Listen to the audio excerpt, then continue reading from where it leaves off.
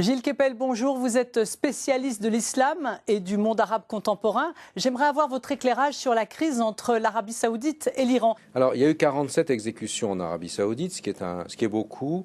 43 des exécutés étaient des opposants sunnites, radicaux, liés soit à Al-Qaïda, soit à Daesh, qui bien sûr, par leur appartenance tribale, sont beaucoup plus dangereux pour le pouvoir saoudien que ne le sont les chiites minoritaires.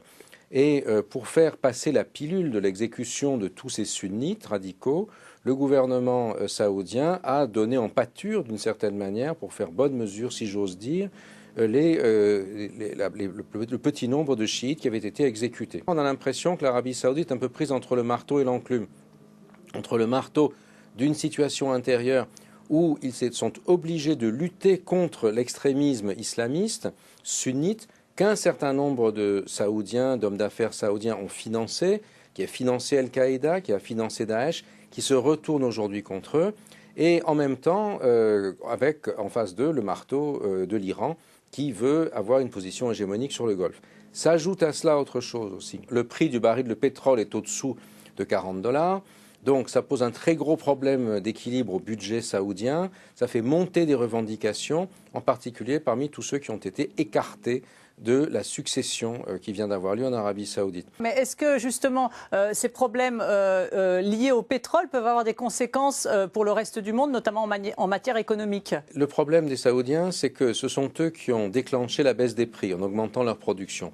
Pourquoi? Parce qu'ils veulent faire plier les États-Unis qui, en mettant sur le marché du shale oil, aujourd'hui menacent la suprématie saoudienne, la suprématie du pétrole du Moyen-Orient. Si les prix sont très bas, alors les producteurs de shale oil américains ne pourront plus produire et les Saoudiens vont pouvoir recommencer à être hégémoniques sur le marché. Le problème, c'est qu'il y a un délai de latence, plusieurs mois, voire plusieurs années avant que cette stratégie ne se produise, et qu'entre-temps, le Royaume risque de faire face à des difficultés financières, politiques et sociales terribles. On sait que les deux puissances régionales s'affrontent aussi sur le terrain, sur d'autres terrains, indirectement en Syrie, au Yémen. Est-ce qu'il va y avoir des conséquences dans ces deux guerres? Un certain nombre de puissances voient ça avec beaucoup d'inquiétude. La Russie qui est une pétromonarchie aujourd'hui, et la baisse des prix du pétrole inquiète énormément M.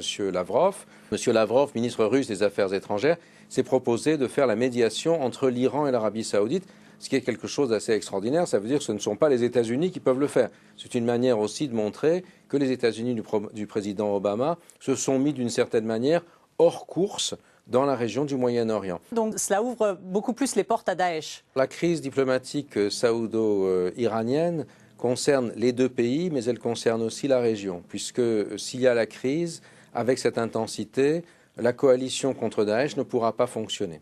Gilles Kepel, merci beaucoup, merci pour cet éclairage.